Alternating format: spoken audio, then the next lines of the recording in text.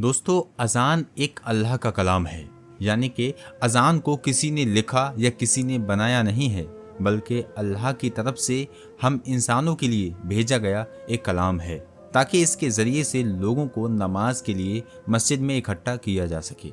इसी वजह से हर रोज़ 5 वक्त अजान दी जाती है। आज पॉलिटिक्स की वजह से भारत का माहौल कुछ ऐसा बन गया है कि जगह जगह पर लोग अजान पर एतराज़ करते हुए नजर आ रहे हैं। ये लोग शायद इस बात को भूल बैठे हैं कि जब अल्लाह का अजाब आता है तो इंसान को संभलने तक का मौका नहीं मिलता है और इंसान तबाह बर्बाद होकर रह जाता है। हाल ही की खबर है कि उत्तर प्रदेश के मुख्यमंत्री योगी आदित्यनाथ ने हाल ही में कहा है, उत्तर प्रदेश की सड़कों पर कोई भी नमाज पढ़ने की हिम्मत नहीं करता। मस्जिदों से हमने माइक हटा दिए हैं। अगले 5 वर्षों में लोग मस्जिदों से निकलने वाली चीख यानी कि अजान को चीख कह रहे हैं कि मस्जिदों से निकलने वाली चीख, उसके बारे में लोग भूल जाएंगे। तो दोस्तों, आप लोग इस पर क्या कहेंगे, कमेंट में ज़रूर बताइएगा। और याद रहे कि उत्तर प्रदेश में 6.5 करोड़ मुस्लिम लोग रहते हैं।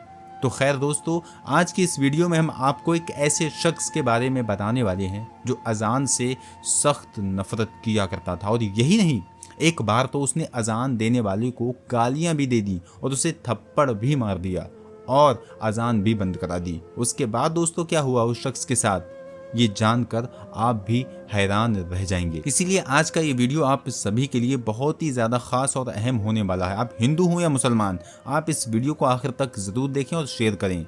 बहुत पहले की बात है, किसी पोस्ट पर एक बहुत बड़ा ऑफिसर था। एक बार किसी ख़ास काम की वजह से उसका तबादला यानी कि उसका ट्रांसफ़र मुस्लिम इलाके में हो गया था।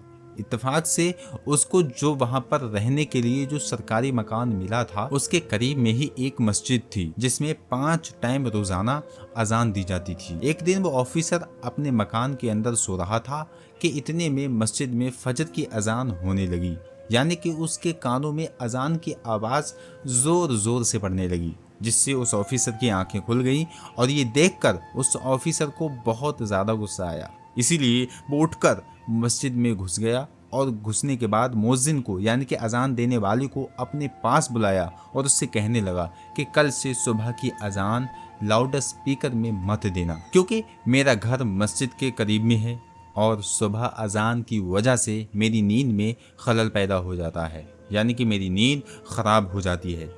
ये सुनकर अजान देने वाले मुअज्जिन ने कहा कि साहब, ये तो अल्लाह का कलाम है, इसको सुनकर तो सुबह सुबह दिल को सुकून पहुंचना चाहिए, और अगर मैं सुबह सुबह लाउड स्पीकर में अजान नहीं दूंगा तो जो बूढ़े बुजुर्ग लोग हैं उनकी आंखें कैसी खुलेंगी। और यही नहीं, बहुत से बूढ़े बुजुर्ग लोग ऐसे भी हैं जिनके पास वक्त देखने के लिए घड़ी भी नहीं है, या फिर उनको घड़ी में टाइम देखना भी नहीं आता है। ऐसे लोग तो सुबह सुबह अजान की आवाज़ सुनकर ही मस्जिद में नमाज पढ़ने के लिए आ जाते हैं। और साहब, अजान की आवाज़ सुनकर आप भी जल्दी सुबह उठ जाया करो, इससे आपको भी बहुत ही ज़्यादा फ़ायदा होगा।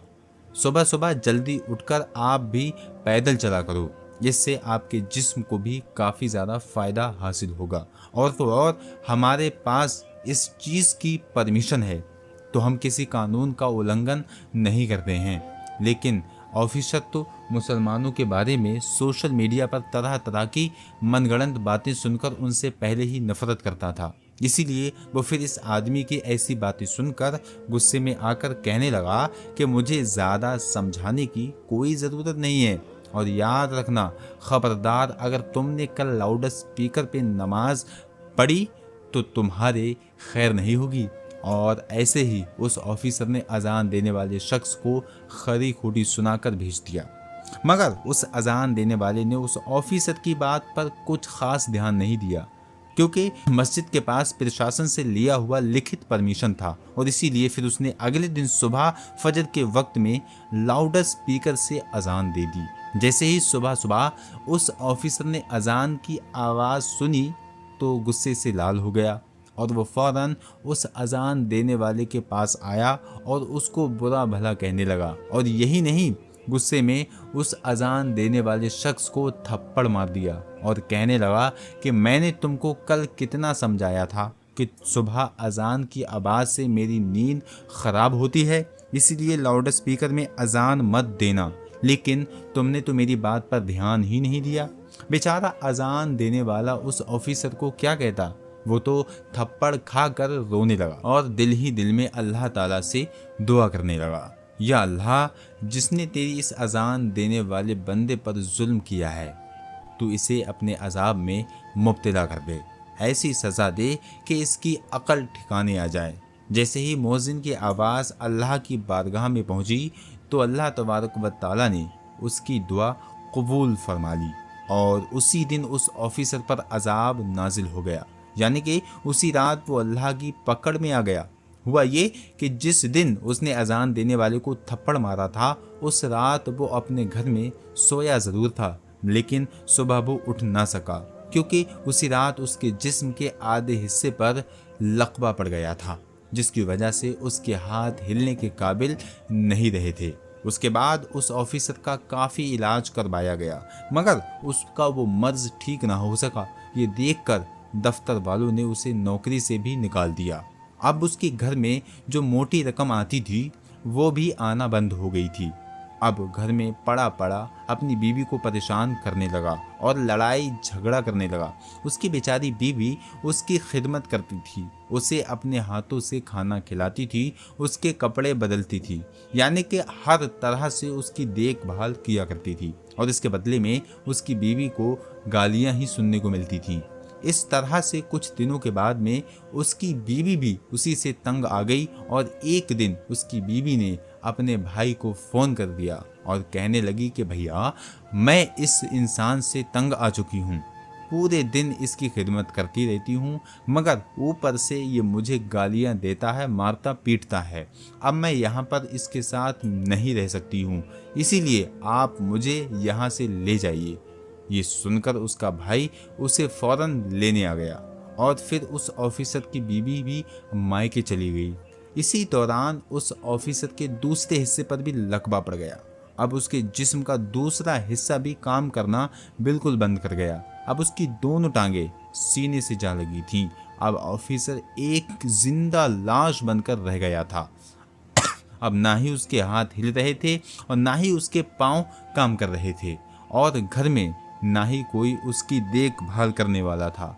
ये देखकर एक दिन उस ऑफिसर का छोटा भाई उसके पास आ गया और उसे उठाकर अपने घर ले चला गया। अब ये ना तो खुद उठ सकता था और ना ही खुद के हाथों से खा पी सकता था। अब कौन हर रोज़ बच्चों की तरह उसकी नजासत धोए, अब कौन इसके कपड़े बदलवाए। ऐसे ही करते करते एक दिन उसके भाई की बीवी भी उससे तंग आ गई और कहने लगी कि मुझसे तो ये रोज़ रोज़ का काम नहीं होगा। ऐसे ही करते करते एक दिन उस ऑफिसर ने किसी बात पर अपने उस भाई की बीवी से भी झगड़ा कर लिया। उसको कोई सख्त बात कह दी, क्योंकि वो ज़बान का अच्छा नहीं था, इसीलिए उसने अपने भाई की बीवी को गालियां सुना दी। उसकी गालियां सुनकर भाई की बीवी रोने लगी और अपने शौहर से कहने लगी कि अब या तो इस घर में तुम्हारा भाई रहेगा या फिर मैं रहूंगी। ये सुनकर भाई ने सोचा कि इस बीमार भाई के चक्कर में मैं मेरी ज़िंदगी बर्बाद क्यों कर लूं, इसीलिए क्यों ना इस भाई को यहाँ से हटा दिया जाए। इसीलिए फिर उसने अपने बेटों के साथ मिलकर गुस्से में अपने भाई की चारपाई उठाई और उसको ले जाकर सड़क के किनारे पर रख दिया गया, और जहाँ पर मस्जिद थी। दोस्तों, उस वक्त सख्त गर्मी का मौसम था, इसीलिए थोड़ी ही देर में वो सूरज की गर्मी में तपने लगा, उसको पसीना आने लगा। अब उसे जोरों की प्यास भी लग रही थी। सुबह से उसने कुछ खाया पिया भी नहीं था। अब ऑफिसर अपनी चारपाई पर पड़े पड़े रो रहा था और कर्रा रहा था और कह रहा था कि कोई तो मेरी मदद करो, कोई मुझे पानी पिला दो, कोई मुझे खाना खिला दो। इत्तेफाकन से उसी रास्ते से उसी मोज़िन का गुजर हुआ जिसे इस ऑफिसर ने थप्पड़ मारा था। उसने देखा कि सड़क के किनारे पर एक चारपाई पर एक शख्स लेटा हुआ फरियाद कर रहा है। ये देखकर वो मोज़िन उसके पास गया।